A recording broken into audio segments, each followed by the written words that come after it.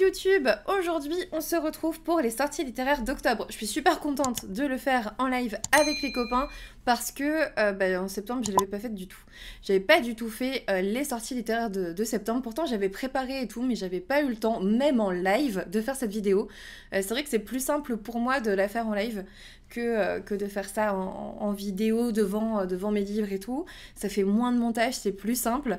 Mais du coup, en septembre, j'ai même pas réussi à faire le live, quoi. Je trouvais ça assez incroyable. Mais du coup, on va commencer tout de suite. Alors, où est-ce que c'est? Hop, avec... Ouh, ça marche. Je l'ai préparé tout à l'heure. Du coup, j'ai commencé par le nouveau Donato Carisi, bien évidemment. La Maison sans souvenir.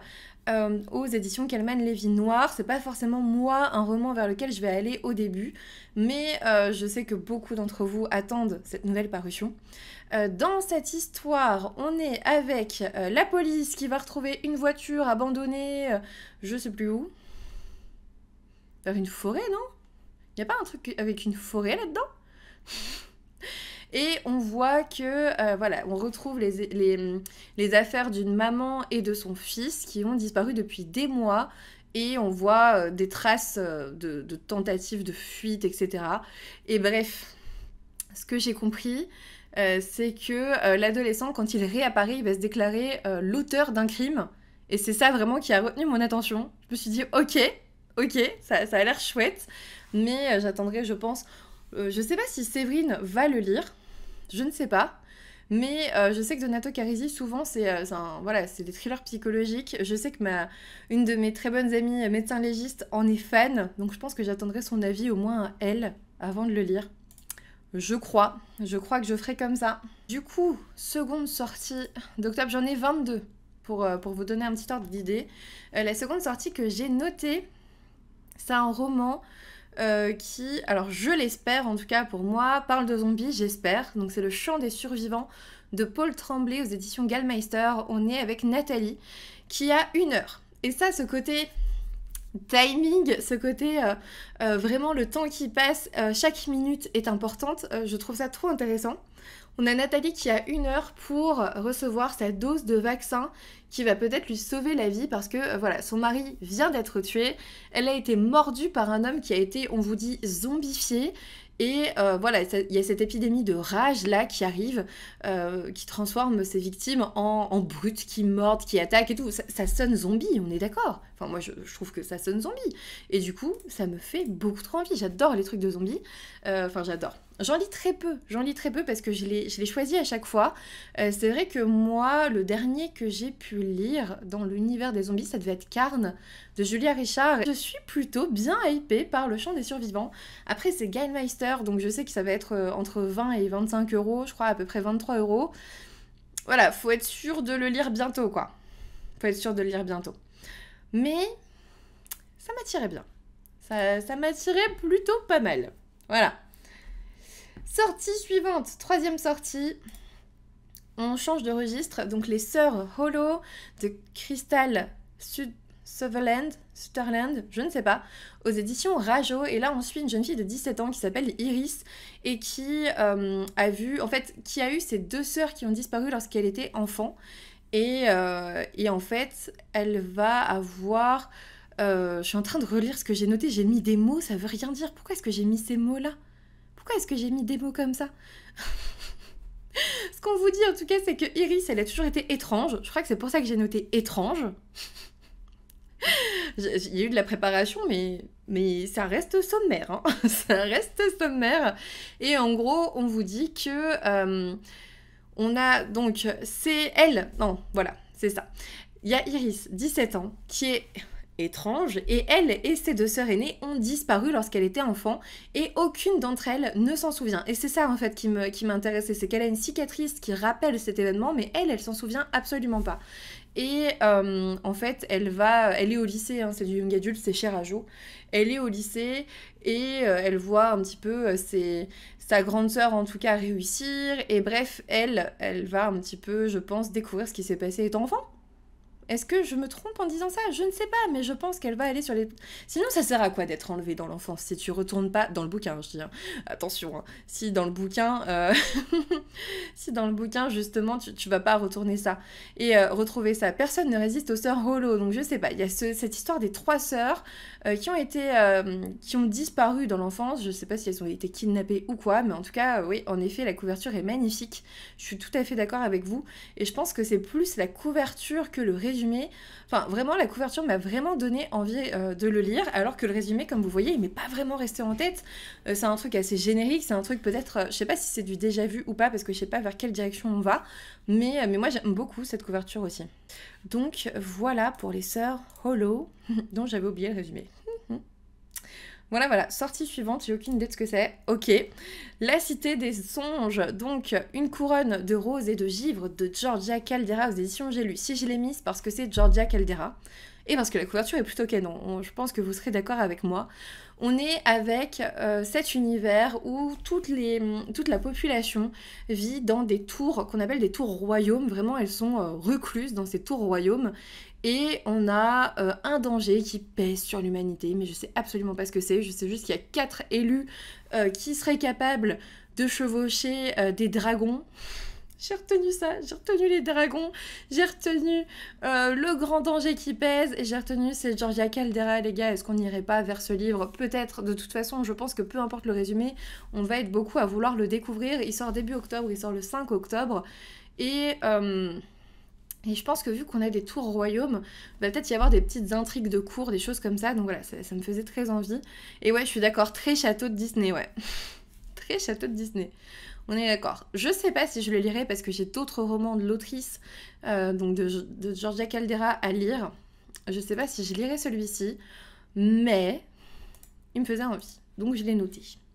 C'est aussi simple que ça. Ensuite, bah oui, le Claire Favant, franchement, quand la maison d'édition m'a proposé de le recevoir, j'ai hésité, j'ai mis 4 jours à me décider, parce que Claire Favant, j'ai déjà un autre roman d'elle et j'ai pas encore lu, parce que la thématique pouvait me plaire, mais en même temps, ça pouvait me rappeler le travail, et j'ai pas trop envie. Et bon, du coup, De nulle part, de Claire Favant, aux éditions HarperCollins Noir. On vous dit, à la fin des années 90, on va parler de jumeaux. On va parler de jumeaux confiés, du coup, alors je sais pas si on disait déjà à l'ASE, pour le coup. Bon, l'assistance publique, en tout cas, on devait dire, je pense. Et vous avez des jumeaux donc, qui ne vont pas vivre ensemble. Il y en a un qui va être ballotté vraiment de famille d'accueil en famille d'accueil vers des foyers et tout, qui va avoir une enfance pas ouf, hein, comme beaucoup malheureusement, j'en vois pas mal. Et un autre qui va être son exact opposé. Il a été recueilli par une famille, il est héritier, etc. Et il arrive et il lui propose quelque chose. Voilà, il lui propose un plan qui peut l'aider à changer son destin. Mais est-ce que... Je pense que le gars, il est pas con, tu vois. Il est héritier, il peut avoir tout ce qu'il veut. Pourquoi est-ce qu'il irait aider un frère qu'il ne connaît pas, mais qui lui ressemble comme 2 gouttes d'eau? Il y a un truc. Je suis sûre qu'il y a un truc avec ces jumeaux. Je pense que ça va être intéressant. Ouais. Ah merde, je l'ai pas demandé, Ced. Cédrina, je l'ai pas demandé. Je me suis dit non. Non. Zut, il sort le 5 octobre. C'est tout, je peux l'acheter. Hein. Je peux l'acheter. Celui-ci, j'ai trop hâte. Seth va me détester, mais j'ai beaucoup aimé. Tu vas aimer Manon Très Psycho. Je l'ai pas demandé. Je l'ai pas demandé, donc on verra bien. En fait, moi, ce qui m'a freiné, c'est le côté famille d'accueil, foyer, etc. Moi, je suis plein... j'ai plein d'adolescents en suivi qui sont dans cette situation-là. Et je me suis dit... Est-ce que vraiment j'ai envie de lire ça? Je sais pas. Donc à voir. Demande-le qu'elle me dit, Cédrina. Bah oui. Bah c'est un peu tard maintenant. Je vais voir. Je vais y réfléchir du coup avec ton avis. Ça me rebooste. Je me dis, encore pourquoi pas en fait. Mais en même temps, j'ai tellement de livres déjà à lire. Est-ce que vraiment je vais m'en mettre un nouveau? Je sais pas. Sortie suivante. Là, pour le coup, on tombe dans la romance, les gars. Ouais, je sais, je présente quasiment jamais de romance. Je sais. Mais on est avec Emma Green. Et Emma Green avait écrit... Enfin, elles avaient écrit Imparfait, que j'avais beaucoup aimé. Et du coup, je surveille un petit peu les sorties d'Emma Green. Donc, La vie en vrai chez Addictive. Et là, on est avec Louvre, qui a 17 ans, qui a été victime des élèves populaires de son lycée. Et il la harcèle au lycée, machin. Et puis, forcément, ça continue sur les réseaux sociaux. Ouh. Évidemment, comme d'habitude, comme depuis pas mal d'années maintenant. Et en gros, elle va quand même être aidée par sa famille, c'est ce que j'ai compris. Et elle va se rapprocher d'un certain, j'ai noté son nom, Lazare Nightingale, ok, qu'on dit le plus cruel de tous. À quel point, vous savez comment ça va terminer? Vous avez Louve qui se fait harceler au lycée, qui est pas bien, etc., et qui se rapproche de Lazare Nightingale, qui est, on vous dit, le plus cruel d'entre tous. Enfin bref, à mon avis, ils vont évidemment tomber amoureux, parce que sinon c'est pas marrant. Mais je pense que ça peut être chouette, parce que c'est Emma Green. Maintenant, en effet, les éditions addictives, c'est vrai que j'en lis très peu. J'en lis très très peu. Prochaine sortie... Qu'est-ce que j'ai mis? Alors oui, il faut savoir qu'octobre, c'est quand même le début des sorties de Noël. Le début des sorties de Noël. Imaginez, en octobre. Celui-ci, il sort le 6 octobre. Le fils du Père Noël est un con. Alors, j'ai mis les 4 Gopoche parce que moi, c'est vrai que c'est les seuls qui m'intéressent en général. C'est de Ellie Bonnert. Et là, franchement, je pense qu'on est dans un... Enfin, les 4 sont globalement des résumés habituels. Si vous aimez pas les livres de Noël, franchement, ne les lisez pas. Enfin, n'allez pas vers cela. Oui, ok, écoute, c'est que des poches, 7,90 €. Mais ça serait dommage, ça serait dommage. On vous dit qu'on suit Emma qui a réussi sa vie loin de Holly Falls. Je pense que c'est là qu'elle était peut-être née et qu'elle avait grandi. Et son père va se blesser, donc elle va quand même retourner dans la maison de son enfance. Bien évidemment, le village a changé, ses ennemis, elle les retrouve et ils sont devenus sympas. Les rues se sont transformées en annexes, et en annexe de la Laponie, on vous dit. Et même son bar préféré a été repris par un inconnu bourru mais bienveillant. Qui aime bien l'inconnu déjà maintenant? Moi, moi tout de suite. Tout de suite, tout de suite. Et du coup, voilà, quasi un téléfilm de Noël. Et voilà, elle va tomber sur Connor, son ex-petit ami et fils du Père Noël officiel du village. Et elle y voit un signe, d'où le fils du Père Noël est un con. Parce qu'on va se retrouver avec Connor. Donc voilà, c'est très habituel. Je pense que c'est con, mais moi j'aime bien en décembre me faire ces petits poches-là. Je pense que je vais me les prendre quand même et découvrir Connor. Voilà, on en est là. D'ailleurs, le suivant, c'est pareil, Snowy Little Lies de Fanny DL aux éditions toujours Hugo Poche. Et là, on est avec Jill qui ment régulièrement à sa famille pour faire croire que voilà, sa vie est plutôt bien, en fait. Et en fait, elle préfère leur mentir plutôt que d'attrister ses parents, plutôt que d'inquiéter sa famille. Et finalement, tout ce qu'on vous dit, c'est cette année, pour Noël, on déballe les mensonges. Voilà. Apparemment, ça va pas être évident. En gros, elle dit qu'elle est assistante surexploitée. Non, elle dit qu'elle est responsable d'équipe alors qu'elle est assistante surexploitée. Voilà. Et elle va faire la connaissance de Matthew, parce qu'il y a toujours un Matthew ou un Connor quelque part, qui est auteur professionnel qu'on vous dit plutôt canon, et faux petit ami à temps partiel. C'est clairement, on est d'accord, le roman de Noël habituel. Suivant. Allez, après... Celui-là, non. Celui-là, c'est différent. J'allais dire, après, on passe à autre chose. Mais celui-là, c'est plutôt un cozy mystery avec donc Angelina Delcroix. C'est celle qui a écrit, vous vous souvenez, L'île des damnés, dont j'ai parlé il y a quelques mois. Et Synopsix. Et donc là, on est avec Qui meurt à Noël, avec Alice, 30 ans, qui a toujours fait Noël en famille. Et on a sa sœur aînée, Romy, qui souffre d'un trouble de la personnalité. On vous dit qu'elle est obligée... En fait, elle a toujours passé Noël en famille avec sa sœur, notamment Romy. On vous dit qu'il souffre d'un trouble de la personnalité et sans Alice à ses côtés, elle serait malheureuse et risquerait de se faire du mal. Là, tout de suite, je pense borderline. Probablement. Parce que trouble de la personnalité, il faut savoir qu'il y en a plusieurs. C'est comme ça qu'on appelle les psychopathes, les borderline, les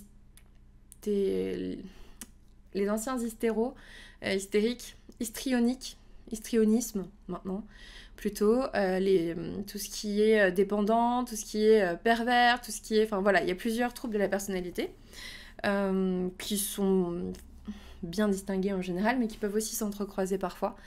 Et du coup, moi, c'est ce mot-là, trouble, enfin, c'est cette expression-là, Romy souffre d'un trouble de la personnalité, je me suis dit, il faut que je lise ce livre.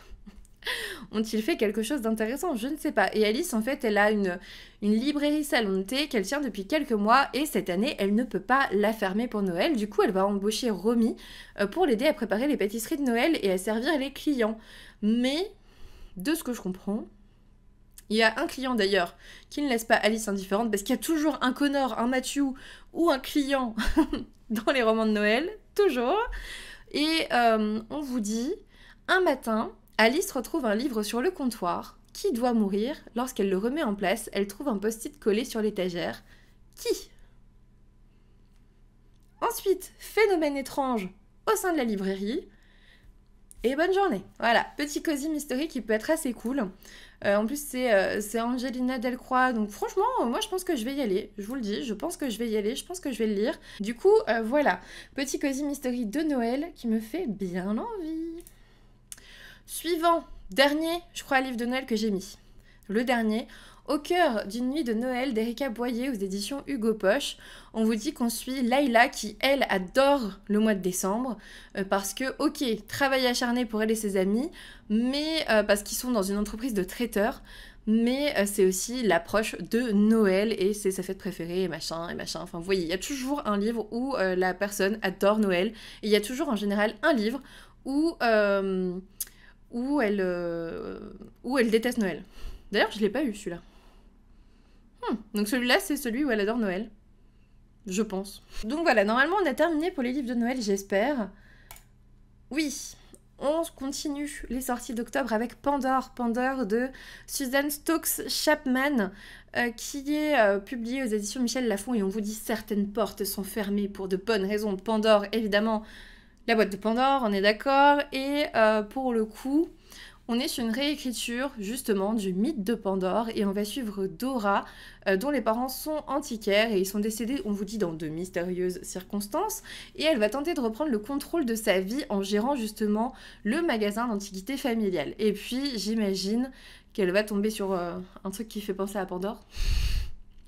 J'imagine que c'est ça, elle reçoit un jour une livraison, on vous dit. Ah oui, il y a son oncle qui reste toujours pas loin et lui il réceptionne une mystérieuse livraison incroyablement lourde et du coup Dora va mener l'enquête et découvrir le secret. C'est un vase orné de dessins de la Grèce antique, un vase qui semble murmurer à son oreille, d'où cette forme de vase sur la couverture qui est très très chouette je trouve. J'aime bien, c'est à la fois sombre et coloré, j'aime beaucoup. Ensuite... Ah, Le parfum de l'impératrice, le tome 1, l'archipel de Leslie Tanguy aux éditions Gulfstream. C'est pareil, la couverture, je la trouve très jolie. Je sais pas vous, on est vraiment dans cette bouteille de parfum et en même temps on voit bien qu'il y aura la thématique maritime et tout. Je trouve que ça a l'air très chouette. On est au sein d'une guerre avec une montée des eaux. Oui, je sais, j'ai pensé à mon propre plafond. Qui n'a laissé aux survivants que quelques îles. Du coup, ils vivent sur quelques îles et ils sont installés sur l'archipel avec un gouvernement, avec des lois strictes et tout. Et pour soulager l'impératrice, pardon, j'arrive plus à parler, pour soulager l'impératrice, un concours de parfums est organisé. Et on va suivre une apprentie de la compagnie de thé. Et voilà, ils vont essayer de faire le parfum de l'impératrice, de ce que j'ai compris, dans cet univers où il nous reste plus que quelques îles après la montée des eaux. Je trouvais ça intéressant, en même temps je me précipiterai pas dessus, je vais attendre les premiers avis, je vous avoue. J'ai tellement de livres déjà à lire qui sont un peu... Alors pas dans la même thématique, parce que enfin, je peux pas dire ça. Et d'ailleurs, je sais pas si c'est vraiment pour octobre ou pour novembre celui-ci, parce que sur des sites, je l'ai trouvé pour octobre, et sur d'autres sites, je l'ai trouvé pour fin novembre. Donc... Je suis désolée, si c'est pas pour octobre, écoutez, il faudra juste patienter encore un petit peu. C'est tout, hein, on va pas en faire un fromage. Ça sera peut-être pour plus tard. Sortie suivante. Alors celui-ci, je l'ai mis rapidement. Donc Mort au G, Capitale du Nord, tome 2 de Claire Duvivier. C'est justement donc le second tome de Capitale du Nord. Capitale du Nord qui marche aussi avec Capitale du Sud. Moi, je vais lire le premier tome de Capitale du Sud. Ensuite, le premier tome de Capitale du Nord. Ensuite, le deuxième tome de Capitale du Sud. Et maintenant, il y a le second tome de Capitale du Nord qui va sortir en octobre. Donc, clairement, il va peut-être falloir que j'avance dans cette saga. Parce qu'on est au 4e. Voilà, on est au 4e. Enfin, au 2e de Capitale du Nord. Mais comme je vous l'ai expliqué, les deux fonctionnent ensemble. Je sais que Capitale du Nord et Capitale du Sud avaient eu de très très très bons retours. Donc... J'espère que ça me plaira. Voilà, j'espère vraiment. En tout cas, sachez que si vous attendez ce tome 2, il sort bientôt. Celui-ci, il me fait trop envie. On est chez Charleston. Là, on va mettre un petit peu de Charleston. Donc, les filles du Nouveau Monde. Et d'ailleurs, la couverture a changé parce que sur certains sites, vous n'avez pas celle-ci. Donc, je sais pas si c'est celle-ci ou si c'est l'autre. Mais dans tous les cas, c'est de Suzanne Desrochers aux éditions Charleston. Ça doit paraître le 11 octobre. Et on vous dit que c'est l'histoire oubliée des jeunes mariés de la Salpêtrière. On est à Paris en 1669, justement à la Salpêtrière. Et on suit Laure Beauséjour qui est orpheline et qui a été élevée justement par les officières de la Salpêtrière au milieu des miséreuses, des folles et des prostituées. Ça vous rappelle peut-être un peu le bal des folles qui était justement sur la Salpêtrière. Et là, on a justement ces filles qui vont être envoyées, donc une centaine de jeunes femmes, je crois, qui vont être envoyées en Nouvelle-France. Donc c'est pour ça qu'on vous dit justement les filles du Nouveau Monde. Ces filles qu'on appelle les filles du roi sont destinées à épouser les colons qui sont établis de l'autre côté de l'Atlantique pour y créer un nouveau foyer de peuplement. Voilà, et moi je trouve ça super intéressant parce que je ne savais pas du tout qu'on avait envoyé des femmes qui étaient à la Salpêtrière, justement là-bas. Je ne le savais pas du tout. Qu'on avait sacrifié ces femmes, on avait sacrifié sacrifié leur vie, en fait, leur liberté, leur volonté. Et salut Mara, pour les, voilà, en les déracinant, en les envoyant là-bas de l'autre côté, dans une espèce c'est une espèce d'emprisonnement, en fait, finalement, même si elles se retrouvaient libre dans un nouveau pays, enfin libre avec les droits de la femme de l'époque. Mais voilà, moi celui-ci je le veux trop. Je sais pas si Charleston va me l'envoyer, mais s'il me l'envoie pas, je l'achète, hein, je m'en fous. Je le veux. Tout comme le suivant, si je me suis pas trompée dans l'ordre. Tout comme le suivant, oui bien sûr, le nouveau Clarisse Sabart. Roman de Noël, je vous ai menti quand je vous ai dit qu'il n'y aurait plus de roman de Noël. On est avec Sous un ciel étoilé de Clarisse Sabart aux éditions Charleston qui sort mi-octobre, ou 11 octobre, je crois. Et on est avec Chloé qui vit à New York et qui travaille dans le milieu de l'édition. Elle a rompu avec son petit ami, je crois, et elle va rentrer en France dans le village de son enfance. Là-bas, elle va essayer de profiter, de se reposer, mais elle va surtout retrouver sa sœur jumelle qui s'appelle Alban et qui vient justement de se séparer de son mari. Voilà. Et après, je sais pas la suite. Je sais juste qu'on est vraiment avec cette jeune femme qui vit à New York, qui repart dans son village natal en France, qui retrouve sa sœur jumelle, qui vient de se séparer. Et j'imagine qu'on va avoir des beaux jeunes hommes aussi en France. J'imagine. Parce que souvent c'est comme ça, sur fond de Noël, avec lait de poule et tout ça, et du Clarisse Sabart en fait. Et Clarisse Sabart, moi j'aime cette autrice, mais d'amour. Voilà, je l'aime vraiment beaucoup. Donc j'ai trop hâte. J'ai trop hâte. Franchement, le petit Clarisse Sabart de l'année, j'avais trop hâte de le découvrir. Je sais pas s'ils vont me l'envoyer, je sais pas si je vais l'acheter, mais dans tous les cas, je l'aurai, c'est sûr. C'est sûr. Il en reste plus beaucoup, je crois. Ah si. Il en reste 6. Suivant. Le temps des sorcières. J'ai pas trouvé de meilleur axe que ça. Le temps des sorcières d'Alix E. Harrow, au rayon imaginaire. On est avec des sorcières, mais des sorcières au moment où elles étaient encore très féroces, avec vraiment cette image de la sorcière féroce dans la nuit, qui flamboie un peu avec ces hommes qui ont avec ces hommes qui ont dressé des bûchers et qui ont appris les femmes à se taire. Évidemment, on vous dit à dissimuler ce qui leur restait de magie dans des comptines, j'ai l'écrit tel quel, des formules à dessous et des contes de bonnes femmes. Et en fait, ce que j'ai bien aimé, c'est la vraie sorcellerie n'a besoin que de 3 choses pour renaître, la volonté de l'écouter, les vers pour lui parler et les voix pour la laisser pénétrer le monde. Car tout ce qui est important va par 3. Et on a justement les 3 sœurs Eastwood, et c'est pour ça que j'ai confondu tout à l'heure avec les sœurs Rollo, là. On est avec Bella, Agnès et Guenièvre. Il n'y a pas de U. Qui sont mues par la colère et la peur. Franchement, il a l'air très intéressant. Il sort le 12 octobre. J'ai encore jamais lu de roman du rayon imaginaire. Donc je ne sais pas. Je pense que je vais attendre de voir s'il y a quelques avis, peut-être. Alexandra, toi tu veux? Si tu veux bien le prendre et nous donner ton avis, ça m'arrangerait. Ça m'arrangerait bien. J'aimerais bien. Ça serait pas mal. Ça serait pas mal. Suivant. Vice. Savage Song, celui-là, je l'avais déjà dans mes envies depuis longtemps parce que je l'avais noté en VO. Donc c'est de V.I. Schwab aux éditions Lumen. Je préférais la couverture VO, je vous avoue. On est à Verity avec des crimes qui sont tellement nombreux que chacun donne désormais naissance à un monstre. Il en existe 3 sortes. Les premiers, les Korsai et les Malkai, qui sont légions et dévorent leurs victimes ou se repaissent de leur sang. Les Sunai, eux, sont rares et mystérieux. Ils peuvent s'emparer de l'âme de leur proie grâce à la musique. Moi, tu me parles de monstres déjà, tu m'as un petit peu eu en cette période de l'année, là d'octobre-novembre. J'ai pas lu la la suite du résumé parce que c'est Lumen et qu'ils en disent toujours trop, je trouve, dans leur résumé. Donc j'ai pas lu la suite. Mais, je pense que celui-ci, je vais me le prendre par contre. V.I. Schwab. Voilà, c'est ça, Alexandra. V.I. Schwab obligé. Je suis d'accord avec toi. Suivante, il en reste 5. L'Enfant des Bois, je l'ai précommandé, je vais pas vous mentir. On pouvait le précommander chez Magic Mirror, c'est de Annabelle Blangier, donc chez Magic Mirror Édition. Et en fait, ça me faisait trop penser à une ambiance assez sombre halloweenesque. On est au cœur des bois, justement, avec une cabane au cœur des bois. Et on vous dit, quelque chose se cache dans cet écrin de pierre et de lierre, elle attend son heure. Et on a ces villageois qui n'ont pas oublié. Son nom se murmure dans les rues. Yara, la sorcière qui attirait les enfants dans la forêt avec sa maisonnette et ses friandises. On est d'accord qu'on est avec Hansel et Gretel là. Hein. Alors, quand sa meilleure amie meurt brutalement et que le mari de cette dernière disparaît avec leur fillette, c'est à elle que l'on pense. C'est son retour que l'on craint, même si elle a brûlé dans sa chaumière 6 années plus tôt. Forcément, on suit Gretel. On suit Gretel hantée par le souvenir de Hansel et la culpabilité, et Adrian, son bras droit. Moi, on était vraiment dans cette réécriture de conte. Je le voulais tellement, franchement, que je l'ai précommandé. Il est à 19,50 € et il sort... je sais pas quand.